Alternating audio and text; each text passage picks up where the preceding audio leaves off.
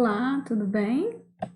Bom, como prometido, eu trouxe aula sobre o novo coronavírus, é, algumas informações que são muito importantes na nossa área de biologia, tá?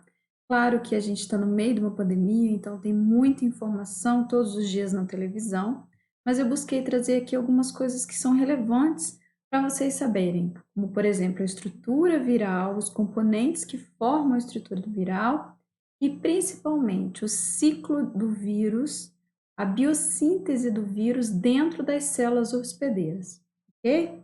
Bom, vocês sabem que todo dia vários artigos são publicados, então é provável que muitas coisas sejam descobertas e a gente posteriormente tenha que conversar mais a respeito, ok?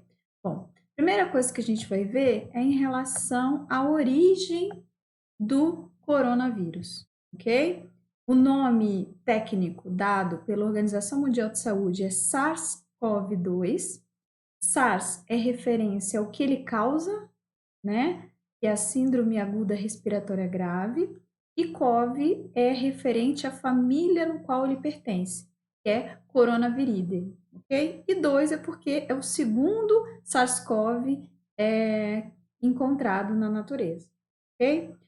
Nós também temos a ficha técnica do coronavírus, e todos os vírus eles têm uma classificação. Essa classificação é parecida com aquela classificação dos seres vivos, mas é distinta daquela, tá?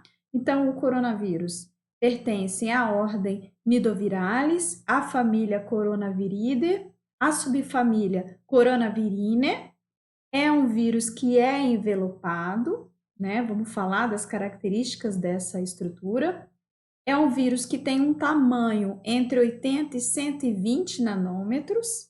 Em relação ao material genético dele, ele tem 26 a 32 kbases, tá? E um material genético é um RNA de fita simples. Esse SS é single strand e ele é polaridade positiva. Lembra quando nós estudamos que um RNA polaridade positiva, ele é lido automaticamente na célula hospedeira? Ele funciona exatamente como um RNA mensageiro, então ele automaticamente é traduzido às proteínas virais, ok? Vamos falar disso também, beleza? Bom, existem mais de 40 tipos descritos de coronavírus na natureza.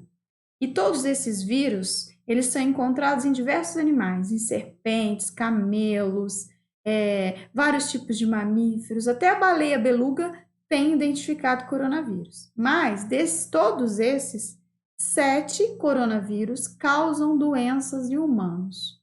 Desses 7, 4 causam gripes, resfriados assim, com sintomas bem leves, e 3 são os problemáticos, tá? O primeiro foi o SARS-CoV, que é o primeiro, o SARS-CoV-1, que foi descoberto em 2002, também na China. Entre 2002 e 2013, ele causou uma epidemia grave de síndrome respiratória aguda grave, e o índice de mortalidade dele é alto, é em torno de 10% das pessoas se contaminam. O lado bom é que desde 2004 não tem registro de causa de doença ocasionado por ele no mundo, tá? Então pode ser que ele tenha sido eliminado da espécie humana. O MERS-CoV, foi descoberto em 2012, causou uma epidemia. Esse MERS faz referência à síndrome respiratória do Oriente Médio, e ele foi primeiro identificado lá na Jordânia, mas ele não se espalhou pelo mundo todo, tá? O MERS tem uma alta mortalidade, em torno de 30 a 35%, então é muito alto, mas não é um vírus que se dissemina com tanta facilidade.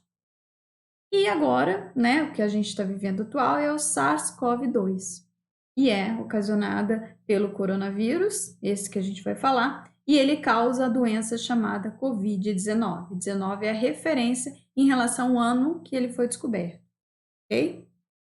Bom, vamos lá.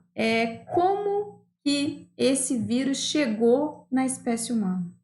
Provavelmente ele pulou de uma espécie a outra por meio de mutações, variações genéticas, né? Nós sabemos que os coronavírus, eles são naturalmente estão naturalmente nos morcegos. Os morcegos são reservatórios naturais deles. Também tem alguns hospedeiros intermediários. E o humano é o hospedeiro final, tá? O hospedeiro acidental. O MERS é muito provável que tenha sido dromedários e camelos que através do qual tenha chegado a espécie humana. O SARS-CoV-1 tem um tipo de felino que se chama civete, talvez seja esse hospedeiro intermediário, e no Covid ainda não se sabe exatamente. Tem alguns artigos dizendo que o hospedeiro intermediário é o pangolim. Na China eles comem esse pequeno mamífero, então pode ser que ele que seja esse hospedeiro intermediário, mas ninguém ainda tem certeza, tá? Como que é o pangolim? É esse bichinho aí bonitinho, que parece com um tatu, né? Bom, vamos lá. Aqui eu tracei uma linha do tempo só para a gente ter noção da velocidade de propagação desse vírus. Então, a primeira notificação dele foi no dia 31 de dezembro, tinham casos de pneumonia detectados em Wuhan, foi quando foram reportados esses casos à Organização Mundial da Saúde. 7 dias depois já tinha sido sequenciado o genoma dele e o nome dele já tinha sido dado. Depois, no dia 11 de janeiro, já foi divulgada a primeira morte, né, do coronavírus. No dia 13, já foi para outro país, então tem o registro na Tailândia, o primeiro país fora da China. No dia 25 de fevereiro, é o registro do primeiro caso no Brasil. Então, hoje é dia 26 de abril, 2 meses depois, e a gente já tem mais de 60 mil casos registrados, né, fora os que não estão notificados. Então, a gente observa uma evolução extremamente rápida da doença, né? Em relação à estrutura do vírus, observa só essa imagem. Ele é recoberto por um envelope de fosfolipídio, um envelope lipoproteico. Lembrando que este envelope de fosfolipídio, ele é retirado da célula hospedeira no momento que ele é exocitado, ok?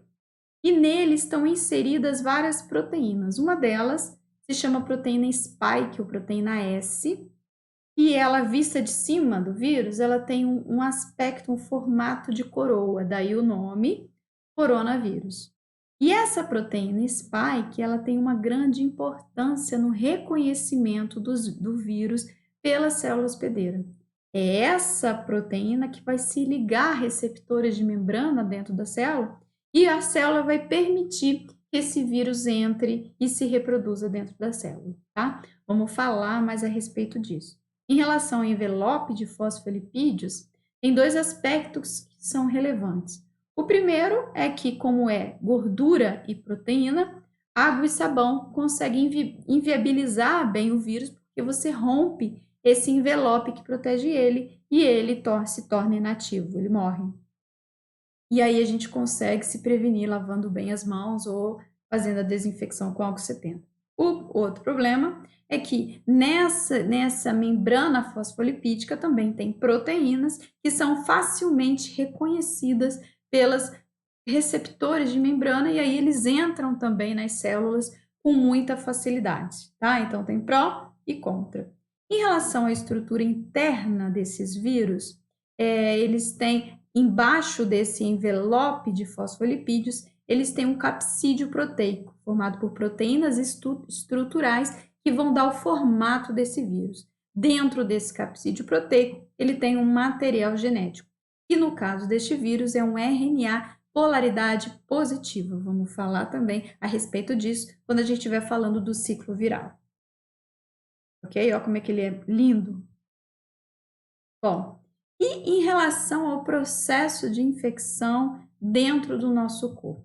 A gente sabe que a infecção se dá prioritariamente pelo sistema respiratório. Então, vamos lembrar como que é o nosso sistema respiratório, né? Nós temos as vias superiores, formadas pelas cavidades nasais, boca, faringe e laringe, e tem as vias inferiores da traqueia, que se bifurca, dando nos pulmões. Eu tenho os bronquíolos, os brônquios, os bronquíolos e os alvéolos, essa ramificação respiratória.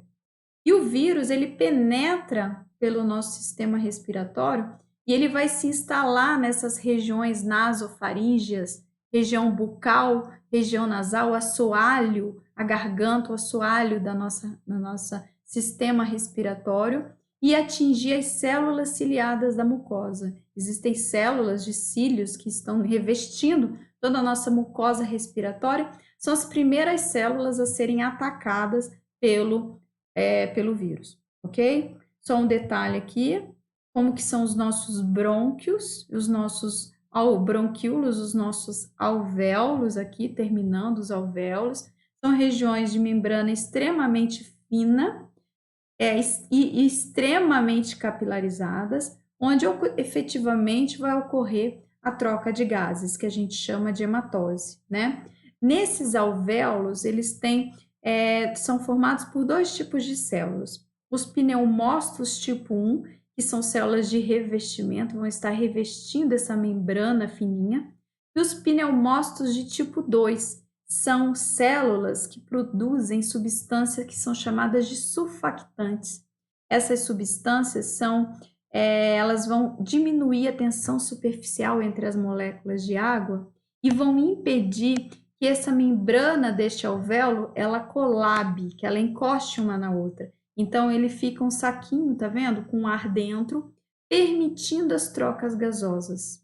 E aí acontece o seguinte, o vírus, ele penetra exatamente nesses pneumócitos do tipo 2, impedindo que essas células produzam essa substância surfactante. Então, o pulmão tende a colabar, o indivíduo não consegue realizar as trocas gasosas, fora a pneumonia, tá? Então, é um caso extremamente grave quando isso acontece. E aí tem a necessidade de respiração mecânica. Você aumenta a pressão interna com oxigênio, fazendo o inflamento dos alvéolos e permitindo as trocas gasosas. Aqui é uma ilustração mostrando como ocorre a hematose, né? Os gases são moléculas muito pequenininhas, apolares, e se difundem, é um processo de difusão simples aqui, com muita facilidade, e as trocas gasosas ocorrem. Isso é fundamental, né? Para que o indivíduo se mantenha vivo. E se não ocorre esse processo de hematose nos alvéolos, a oxigenação fica comprometida e o paciente começa a ter um caso de hipoxia, né? E aí, se continuar, ele pode vir a óbito por falta de oxigênio mesmo, tá?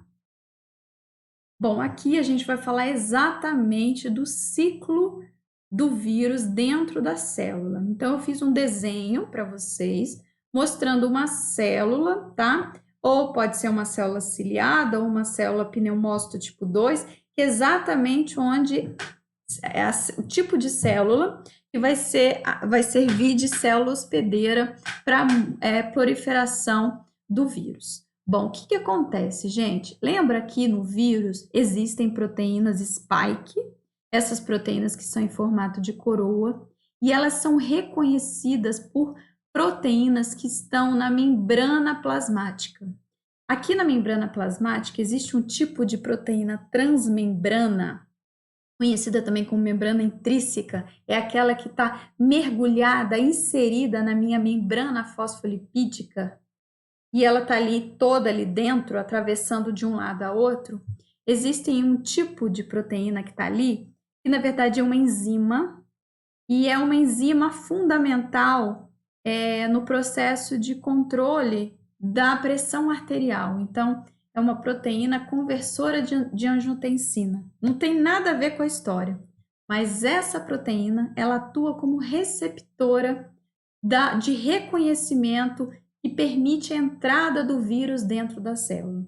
Observe esse esqueminha aqui que a gente consegue ver bem. Eu tenho uma célula hospedeira, eu tenho essas proteínas transmembranas, que são uma enzima, né? Aqui é o nome dela em inglês, ACE2, tá vendo? E ela atua exatamente como uma proteína receptora. O vírus se liga nela através das proteínas spike e a célula reconhece esse vírus e permite que ele penetre dentro da célula. Então, através de um processo de endocitose, aqui onde que a membrana está envolvendo o vírus penetra no citoplasma da célula. Uma vez que o vírus está aqui dentro, esse capsídeo ele é rompido e o RNA, que é RNA positivo, de polaridade positiva, ele é diretamente traduzido nas proteínas virais. Então, a célula pega aquele RNA positivo, que vai atuar exatamente como o RNA mensageiro, e vai ser automaticamente traduzido.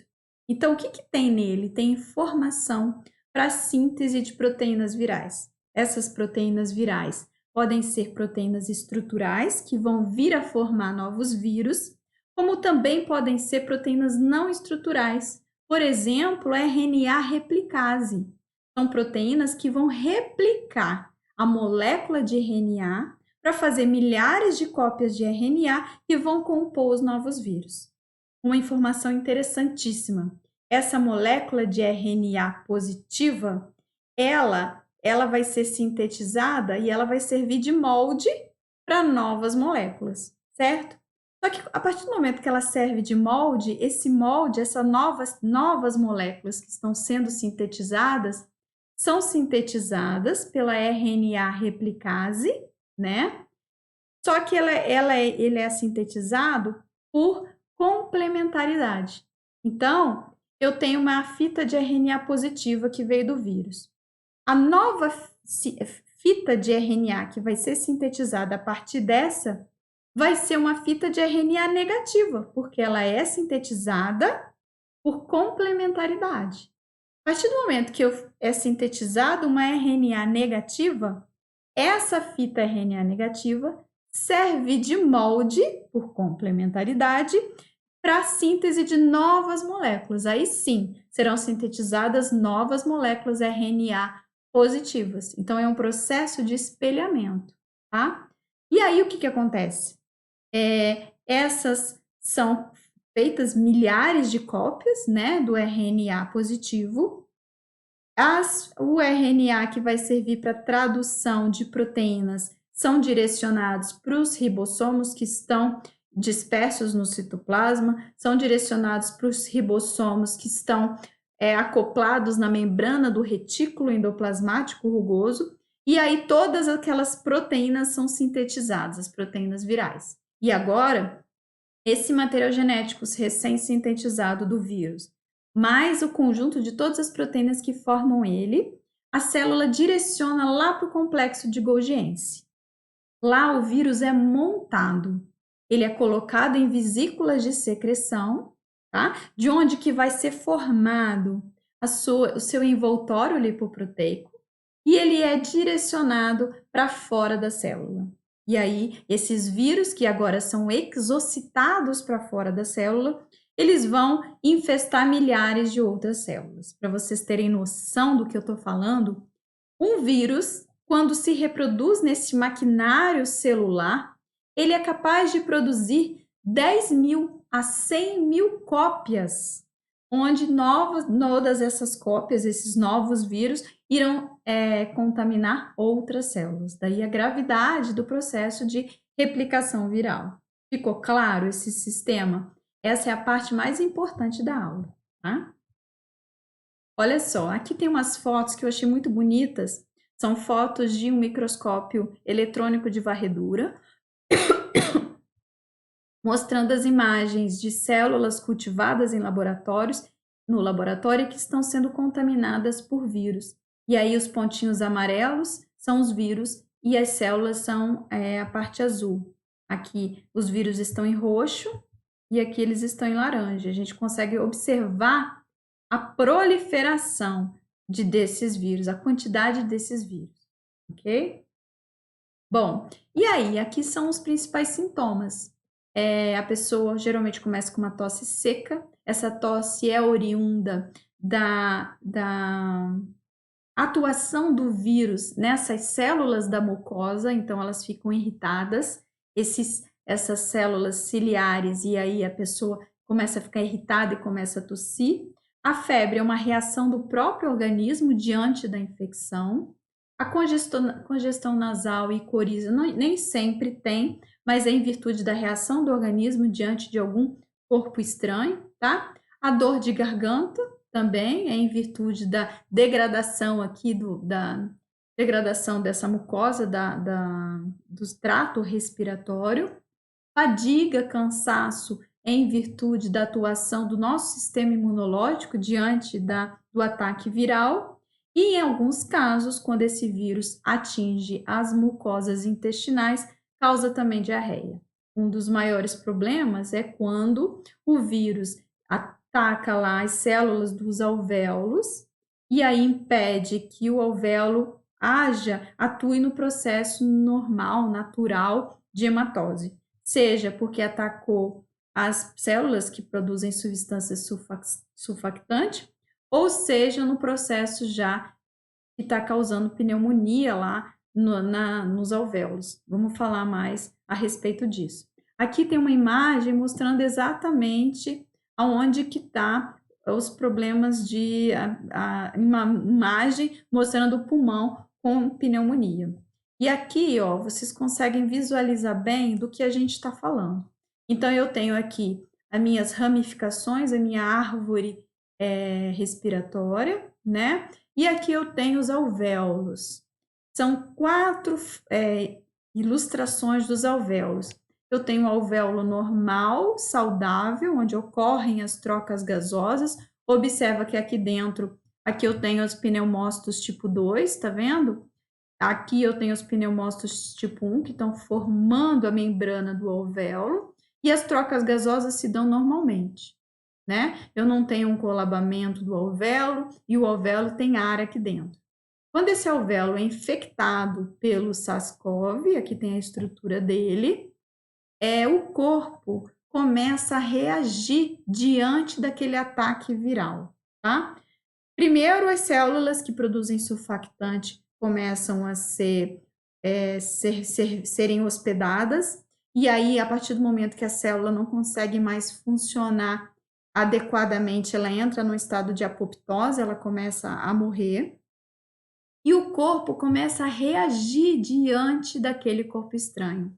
E a reação que o corpo tem é uma reação inflamatória. Então, os alvéolos começam a ser preenchidos por secreções inflamatórias, por água, e aí começa a ocorrer um quadro de edema pulmonar. Olha aqui como os alvéolos estão ficando cheios. Este edema pulmonar, essas inflamações dentro dos alvéolos, é que nós conhecemos como pneumonia. E aí, o processo de hematose fica totalmente comprometido. Olha só, um estado moderado de comprometimento dos alvéolos e um estado severo de comprometimento dos alvéolos, onde já não é possível mais ocorrer trocas gasosas, tá certo? Outra coisa interessante é que quando o sistema imunológico está totalmente comprometido, envolvido naquele processo de infecção, e aí começa um quadro inflamatório, outros micro-organismos começam a ficar fáceis de entrar no sistema respiratório. E aí, por exemplo, pode haver contaminações bacterianas, por exemplo, né? Além do quadro viral, tá? Outras infecções oportunistas. E aí, para concluir, as formas de contaminação, a gente observou que a via principal, né, ataca o sistema respiratório. Então, qualquer contato do vírus com olho, nariz e boca é possível de se contaminar. Então, as mucosas ocular, nasal e bucal. Essa contaminação se dá de uma pessoa para outra, né, através do contato direto ou das gotículas de saliva, ou através de encostar em determinados objetos que estão contaminados. Esse vírus, ele permanece por um tempo ainda. Esse tempo varia entre os objetos. Se o objeto é de metal, é de papel, é de plástico, mas é possível se contaminar pegando em objetos que foram previamente encostados por pessoas contaminadas. Ok?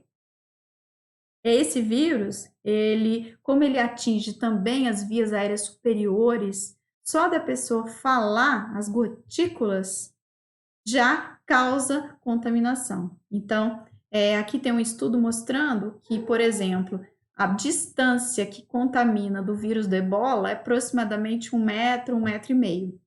Enquanto que o sarampo, ele chega a ser mais de 2 metros. E o Covid? O Covid ainda não se sabe exatamente o poder de distanciamento dessas gotículas, mas sabe-se que é bem relevante esse tipo de contaminação, tá?